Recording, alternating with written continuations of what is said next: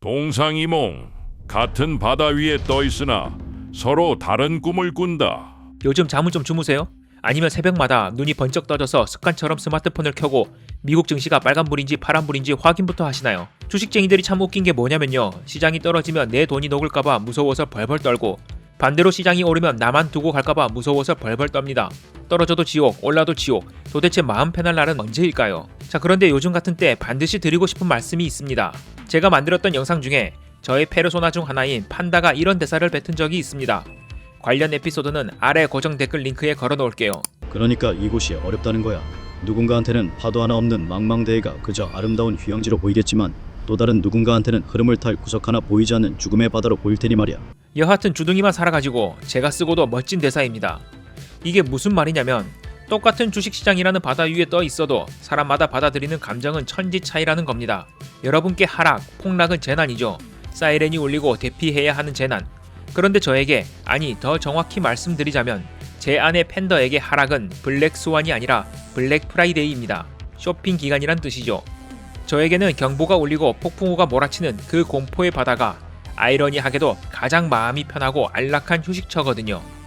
호시탐탐, 짐승의 눈으로 숨을 죽이고 기회를 노리다. 랩 가사 중에 이런 가사가 있죠.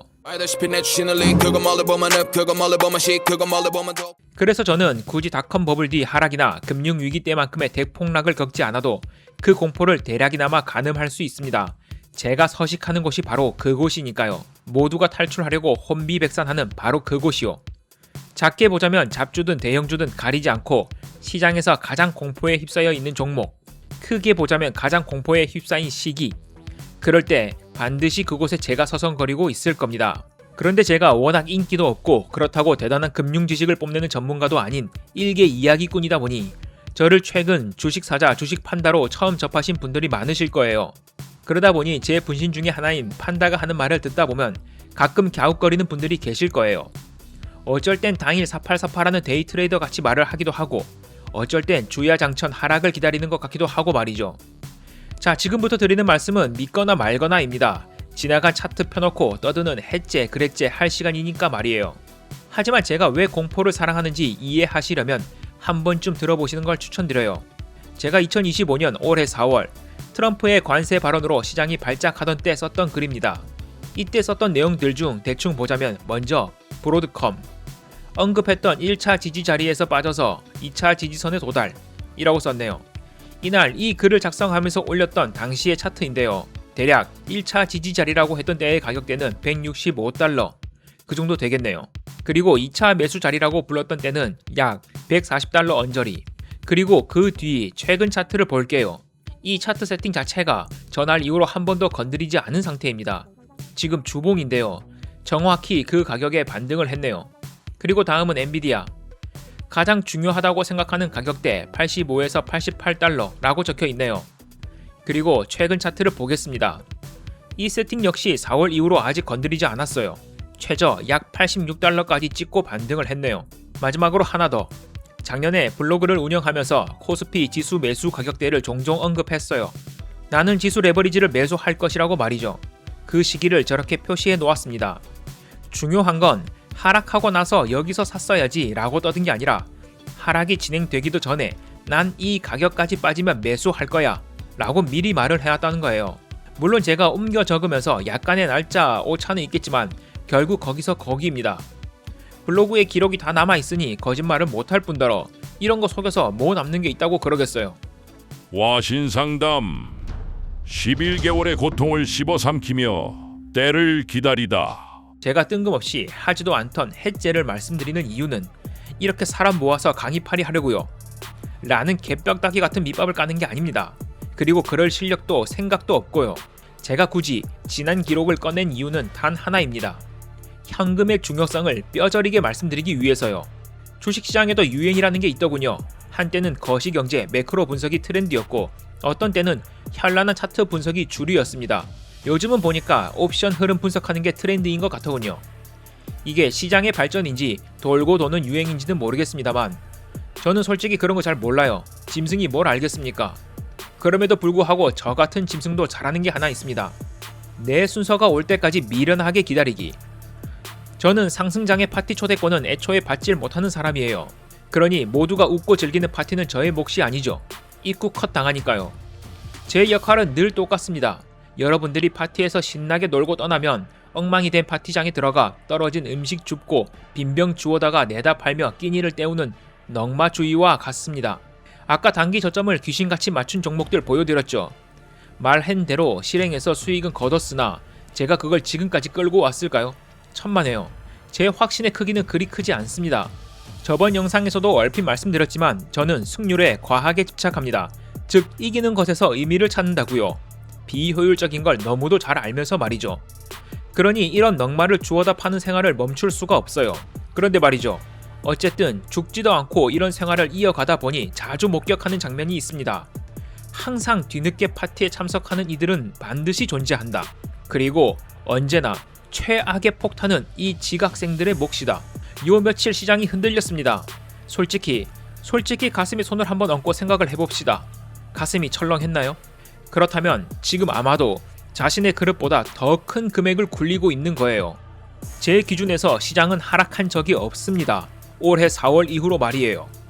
공포 속에서 살고 있는 제가 단 한 번도 제 고향의 냄새를 맡지 못했다는 겁니다.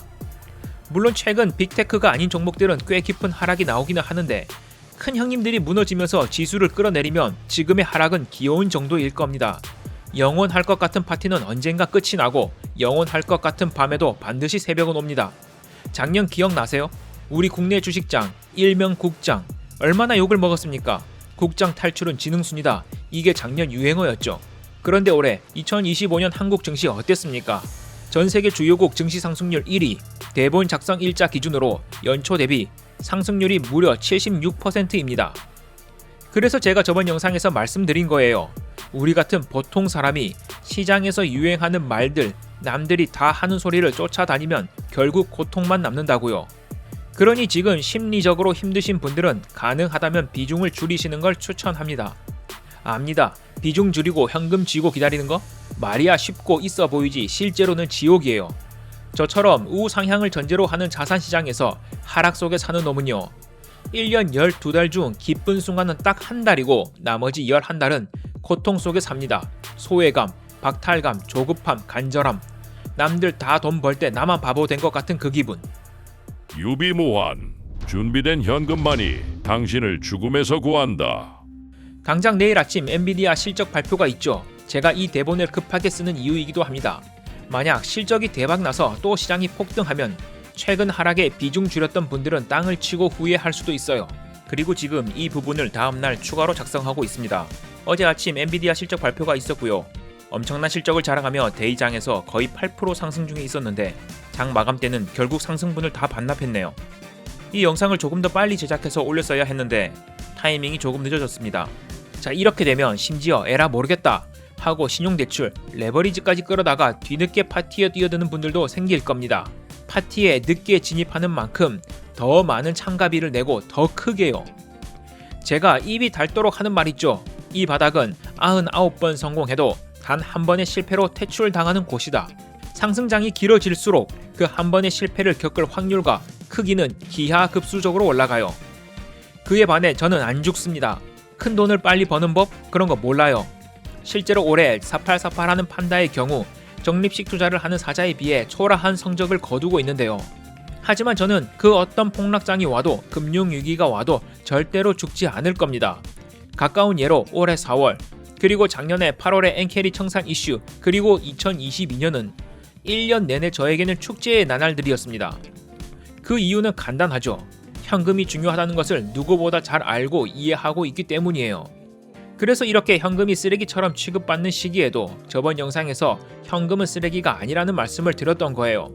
어차피 요즘 세상 주식으로 1억 2억 번다고 해서 소위 말하는 졸업 할 수 있는 그런 세상 아니잖아요.